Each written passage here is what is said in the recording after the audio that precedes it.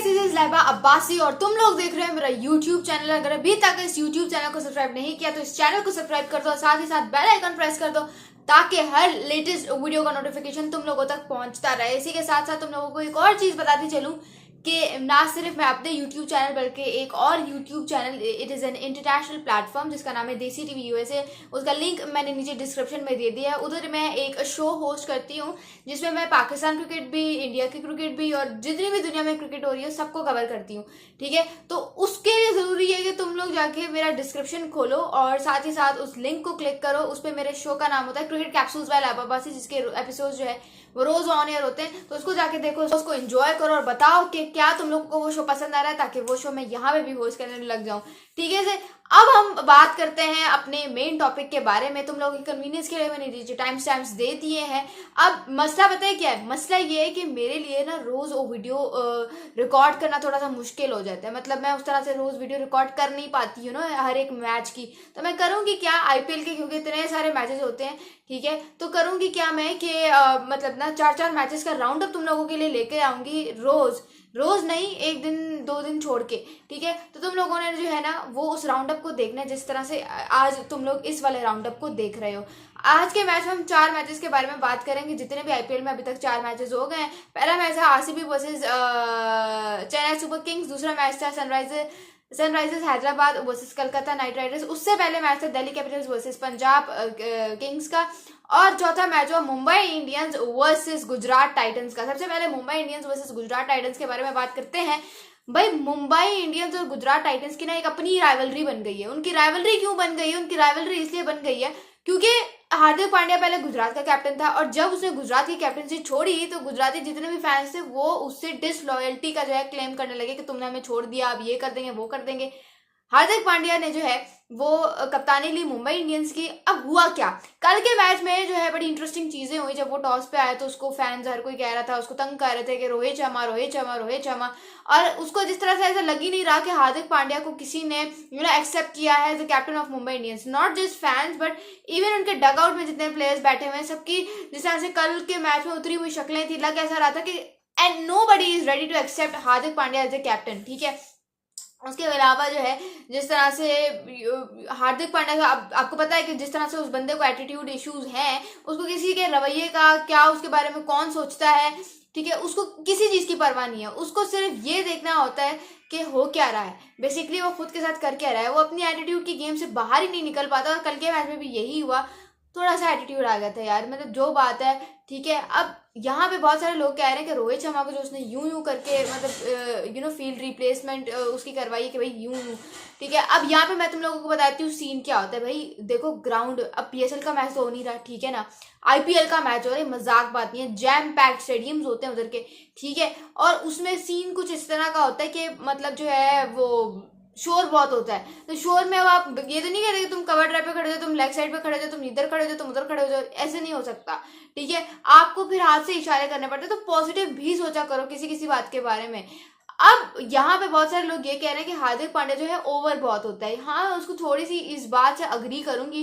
जिस तरह से उसने जो है वो बॉलिंग में अगर देखे तो अपने आप को जिस तरह से पहला ओवर में खुद ही मुंह उठा के बॉलिंग करने आ गए वो, भाई देखो ऐसा नहीं होता। आपके पास कोएट्जी है टीम में, आपके पास जसप्रीत बुमराह है, ठीक है, फर्स्ट ओवर स्पेशलिस्ट आपके पास पड़ा हुआ है, आपने उससे बॉलिंग नहीं करवाई, आप खुद आ गए बॉलिंग करने और फिर आपने अंजाम देख लिया कि उसका हुआ क्या। तो यहाँ पे आपको एटीट्यूड से थोड़ा सा बाहर निकलना है, ठीक है, थोड़ा सा हम्बल रहना है, थोड़ा सा ग्राउंडेड रहना है अगर टीम को जितवाना है। ठीक है, अगर टीम की कैंपेन अच्छे से रखनी है तो फिर आपको ग्राउंडेड रहना पड़ेगा। और जसप्रीत बुमराह को 3-4 ओवर्स के बाद लेकर आया है वो बंदा, तब तक फिर आपने देखा था क्या होगा। ठीक है, तो यहाँ पे आपको देखना पड़ता है, छोटी छोटी चीजें होती हैं जिनका आपको ख्याल रखना पड़ता है। ऐसे ही जो है ना टीम वो बड़ी टीम नहीं बन जाती। नोट, हार्दिक पांड्या को देखना पड़ेगा क्योंकि देखो बॉलिंग में जहां पे उसकी जगह पहले नहीं बनती थी वो पहले आ गया बॉलिंग करवाने। बैटिंग में जहां पे उसको अपने आप को अप दी ऑर्डर प्रमोट करना चाहिए था वहां पे वो आ गए जी आखिर में बैटिंग करने, और जहां पे he was suppose to finish the match for his team वहां पे मैच फंसा के चले गए। और इवेंचुअली हुआ क्या कि मुंबई इंडियंस गुजरात टाइटंस अपना पहला मैच हार गया। ठीक है, अपना पहला मैच हार गया। और यहाँ पे आपको शुभमन गिल की कप्तानी की बहुत तारीफ करनी पड़ेगी। यानी कि यार मतलब वो बंदा ऑन फील्ड पूरे एक एक जगह पे जा जाके देख रहा है कि हो क्या रहा है, उस फील्ड की जगह पे क्या हो रहा है, उस फील्ड की जगह पे क्या हो रहा है, जिस तरह से उसने बॉलिंग चेंजेस किए, फील्ड रिप्लेसमेंट्स की, ऐसा लग ही नहीं रहा था कि वो पहली दफा कप्तानी कर रहा है। ठीक है, पहले वाइस कप्तान था, लेकिन उसने एक तरह से जो है ना वो तमाचा मारा है और उन सब के मुंह पे, उन सब के गालों पे, जो कहते थे कि भाई गुजरात टाइटंस जो हार्दिक पांड्या के बगैर कुछ भी नहीं है और गुजरात टाइटंस हार जाएगा। I know it's very early to say, but Shubman Gill can be also big asset sort of captain Gujarat Titans in future times ahead. जिस तरह से उन्होंने पहले मैच जितवाया है मुंबई इंडियंस के अगेंस्ट, वो बहुत ज्यादा मैटर करता है। मुंबई इंडियंस की अगर बात करूं तो टारगेट उनका इतना ज्यादा मैं कहूंगी कि नहीं था। ठीक है, टारगेट इतना नहीं था। रोहित शर्मा ने जिस तरह से स्कोर किया 43 ऑफ ओनली 29 बॉल्स, उसमें छक्के भी थे, चौके भी थे, उस बंदे ने अपनी गेम की। वो बेचारा अनफॉर्चुनेटली आउट हो गए, कोई बात नहीं। लाइक इट्स सिमिलर टू कि अगर 40 पे आउट होना एक कला है तो रोहित शर्मा उसके कलाकार हैं। लेकिन द पॉइंट इज के रोहित शर्मा मैच बना के चले गए थे, टेम्पो बनाने चले गए थे। अब काम था हार्दिक पांड्या का मैच फिनिश करना, वहां पे वो मैच फंसा के जो है वो आ गए कि भाई मैच तो हम हार गए। खैर, इस मैच के जो प्लेयर ऑफ द मैच का अवार्ड था वो सही सुदर्शन को मिला, और क्यों ना मिलता भाई, उस बंदे ने क्या जबरदस्त नॉक खेली। और जिस तरह से उसने जसप्रीत बुमराह को, जो कि उस वक्त इतना डेडली बना हुआ था, उसको फेस किया, उसके सामने रन बनाए, वो एक वाकई में कला है, उसको मानना पड़ेगा।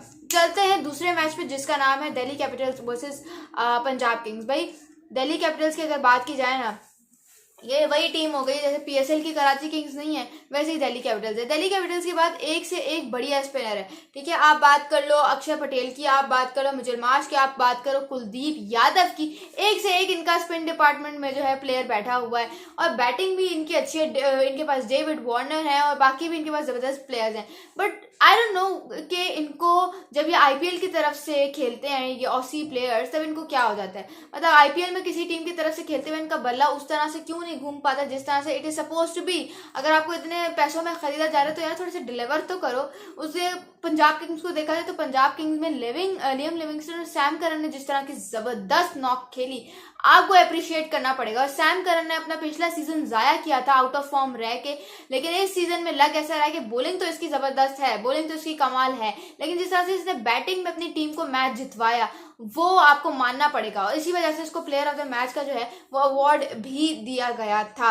अब बात करते हैं कलकत्ता नाइट राइडर्स और सनराइजर्स हैदराबाद के बारे में। यार वैसे एक बात है, दिल्ली कैपिटल्स में आई हुई थी, Delhi Capitals versus Punjab Kings वाले मैच में थी प्रीति जिंटा, और जो कलकत्ता नाइट राइडर्स और सनराइजर्स हैदराबाद का मैच था उसमें शाहरुख खान आए हुए थे।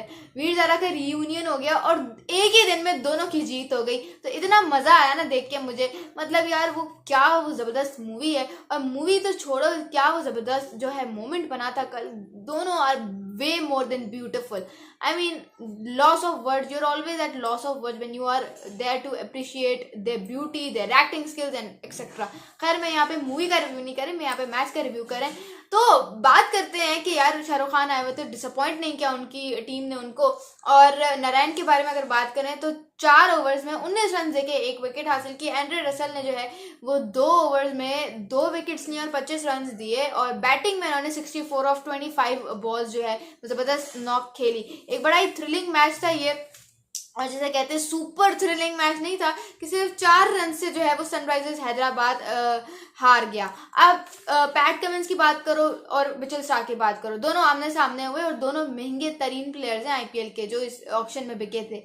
ठीक है, और दोनों ने जिसे कहते हैं वेस्ट ऑफ मनी की प्रॉपर एग्जीक्यूशन की ना। मिचेल स्टार्क बॉलिंग में कुछ कर सके, 4 ओवर में 53 रन दिए, और पैट कमिंस भी कुछ भी नहीं कर पाए, तो वो भी एक्सपेंसिव साबित हुए। सही इन्होंने पैसा जाया किया, दोनों दोस्तों ने मिलकर सही पैसा जाया किया, और जिसे कहते हैं ना कि प्रॉपर एक जिसे कहते हैं बेइज्जती हुई है। उसके अलावा अगर आप बात करो सनराइजर्स हैदराबाद के, तो चेज उनका इतना बुरा नहीं था, चेज उनका अच्छा था, तभी वो 4 रन से हारे। जिस तरह से आप हेनरी क्लासन को देख लो 63 ऑफ 29, फिर अभिषेक शर्मा ने अच्छा स्कोर किया, मयंक अग्रवाल ने अच्छा स्कोर किया। बट द पॉइंट इज कि at the end of the day किसी ना किसी टीम को मैच हारना है, लेकिन मैटर क्या करता है, मैटर ये करता है कि कौन सी टीम लड़के हारती है। अब जब कहते हैं ना कि कौन सी टीम लड़के हारती है, तो आरसीबी का नाम निशान इसके आसपास भी नहीं आता, क्योंकि आरसीबी ने अपने फैंस को अब इतना डिसअपॉइंट कर दिया है कि उनके फैंस का दिल ही नहीं चाहता कि वो ट्रॉफी जीते। मतलब जब विमेन प्रीमियर लीग में जब आरसीबी की विमेन ने ट्रॉफी उठाई तो सारे फैंस को ये लगा, इंक्लूडिंग मी, कि यार अब मेल टीम का भी बारी आएगी और वो भी जो है वो ट्रॉफी लिफ्ट अप करेंगे। लेकिन पहला ही मैच मैच उन्होंने स्टार्ट किया एक बहुत बुरी हार से। जी चेन्नई सुपर किंग्स के साथ इनका जो है मैच था, और आपको पता है कि Chennai super Kings is now under the captaincy of a new captain जिसका नाम है ऋतुराज गायकवाड़, और इन्हीं की कैप्टनसी के अंडर चेन्नई सुपर किंग्स जब अपना पहला मैच जीत गया। अब बहुत सारे लोग कहेंगे हाँ हाँ पीछे थाला है इसलिए मैच जीत गया। नहीं भाई, थाला है ठीक है, MS धोनी है, माही है, लेकिन थोड़ा सा उसको भी क्रेडिट दो, उस बंदे को भी, ठीक है, वो उसको बहुत ज्यादा हेल्प आउट करते हैं। ये वही बात आ गई कि बहुत सारे लोग कह रहे हैं कि अगर जिस तरह से हमने माही की रिटायरमेंट को एक्सेप्ट किया है और ऋतुराज गायकवाड़ को हमने एज अ कैप्टन एक्सेप्ट किया है, उसके पीछे यही है कि MS धोनी ने तमीज के दायरे में, रिस्पेक्ट के दायरे में जो है वो अपनी कैप्टनसी हैंडओवर की ऋतुराज गायकवाड़ को, और एक सीजन भी लगा दिया कि चलो मैं इसको थोड़ी सी कैप्टनसी ऑन फील्ड सिखा के जाऊं। ठीक है, वो अलग बात है कि उसमें नरिश करते रहे हैं, लेकिन at the end of the day उसको कह रहे हैं कि मैं उसको अपनी ही कप्तानी के अंदर एक तरह से जो है वो एक इसका सीजन निकालूं एज ए कैप्टन। ठीक है, ये होती है कि एक्सेप्टेंस। रिजेक्शन क्या होती है, जो कि हार्दिक पांड्या के साथ और रोहित शर्मा के दरमियान की गई है अंबानी साहब की तरफ से। जिस तरह से अंबानी ने रोहित शर्मा से छीन कर कप्तानी हवाले किया हार्दिक पांड्या के, ठीक है फ्यूचर देखना एक चीज होती है, एक फैक्टर होता है, but when it comes to the fact कि अगर रोहित शर्मा यही कप्तानी हार्दिक पांड्या को अपने हाथों से डिलीवर करते तो शायद सिचुएशन कुछ और होती, शायद इतना हेट हार्दिक पांड्या को नहीं मिल रहा होता जितना उनको अभी मिल रहा है। और अगर इतना हेट मिल भी रहा है तो इसको टैकल करने का एक बहुत हम्बल तरीका है। रोहित शर्मा वो बहुत बड़े खिलाड़ी हैं, ठीक है, इंडिया के बहुत बड़े खिलाड़ी हैं after Virat Kohli, and not just that but the way he absorbs all those things, all that stuff inside him, जैसे कुछ हुआ ही नहीं है, वो चीज वाकई एक काबिले तारीफ है और उसको एप्रिसिएशन डिजर्व करती है। खैर, हम थे RCB versus Chennai super Kings के मैच में। तो हुआ कुछ यूं कि ऑक्शन के टाइम पे ही जब ऑक्शन हुआ था तो एवरीबडी वाज लाइक कि यार RCB ने बॉलिंग बहुत बेकार सेलेक्ट की है, पता नहीं किसको ऑक्शन में बिठा देते हैं, इतनी बुरी बॉलिंग के ऑन पेपर ही अगर इतनी वीक लग रही है तो ऑन फील्ड क्या लगेगी। अल्जारी जोसेफ इतना महंगा तरीन ये प्लेयर है, इसको RCB ने खरीदा है और कुछ भी डिलीवर नहीं किया। और ये बात उसी मतलब मोहम्मद सिराज और कोई चाहल भी नहीं है इनके पास, सारे आउट ऑफ फॉर्म प्लेयर्स जो है ना वो उन्होंने अपनी बॉलिंग अटैक में भर लिए। अब जब तक मोहम्मद सिराज किसी मैच में परफॉर्म करके इनको मैच नहीं जिताएगा ना, कोई भी मैच ये लोग अपनी बॉलिंग अटैक के बलबूते पे नहीं जीत सकते। तो RCB in terms of bowling is a big failure, और ये बात बहुत पहले से की जा रही है। बैटिंग के टर्म्स में अगर बात करें, विराट कोहली हैं, फैफ डू प्लेसेस हैं, उसके बाद आपके पास ग्लेन मैक्सवेल हैं जिन्होंने वर्ल्ड कप में इतनी कमाल की कारकर्दगी का मुजाहरा किया था, फिर रजत पाटीदार हैं, लेकिन किसी ने भी कुछ भी नहीं किया। फिर इवेंचुअली हुआ क्या कि दिनेश कार्तिक और अनुज रावत की जो जबरदस्त पार्टनरशिप लगी तो एक रिस्पेक्टेबल टोटल बना जाके चेस करने के लिए फिर चेन्नई सुपर किंग्स, वरना तो आपकी इतनी बड़ी बैटिंग लाइनअप का कोई फायदा नहीं है। और बैटिंग भी कभी कभी चलेगी ना भाई, रोज थोड़ी चलेगी। तो ये कुछ फैक्टर्स होते हैं जो आपको देखना पड़ते हैं। चेन्नई सुपर किंग्स ने ये टारगेट सिर्फ और सिर्फ 18.4 ओवर्स में चेस करके अपना पहला मैच जीत लिया था चेन्नई में ही, और अपने फैंस को बता दिया था कि भाई डिसअपॉइंट होने की जरूरत नहीं क्योंकि हम हमेशा तुम लोगों के साथ खड़े हैं। यहाँ पे सचिन रविंद्र ने बहुत जबरदस्त इनिंग्स खेली थी, उन्होंने जो है 37 ऑफ ओनली 15 बॉल्स किया, यानी कि एक टाइम था जब ये बंदा 6 to 7 पोजीशन पे बैटिंग करता था, ठीक है, लेकिन अब ये इतना टैलेंटेड हो गया, मतलब he got a chance to open for New Zealand in a world cup warm up match. और फिर हुआ ये कि इस आदमी ने, इस बंदे ने, इस प्लेयर ने फिर कभी पीछे मुड़ के नहीं देखा। वर्ल्ड कप में इसके 518 रन हैं, जिसमें 3 वर्ल्ड कप सेंचुरीज हैं, डबल टन टेस्ट भी हैं अगेंस्ट टॉप टीम्स, ठीक है, और साथ ही साथ ये बंदा बहुत टैलेंटेड है। और अब ये ओपन करता है, मैं अगर आपको बताऊं तो मतलब he is a full package और बहुत कोई जबरदस्त खिलाड़ी है, और जितनी अप्रिसिएशन इसको मिलती है, जितनी एक्नॉलेजमेंट मिलती है, I feel like he deserves more than that. आपको क्या लगता है, do tell me in the comments below. ये था IPL का अभी तक का राउंड अप। दूसरी राउंड ऑफ वीडियो बहुत जल्दी आ जाएगी। उसके लिए जरूरी है कि तुम लोग इस YouTube चैनल को सब्सक्राइब कर दो ताकि उसका भी नोटिफिकेशन तुम लोगों को मिलता जाए। और दिस इज लाइबा वासी साइनिंग ऑफ।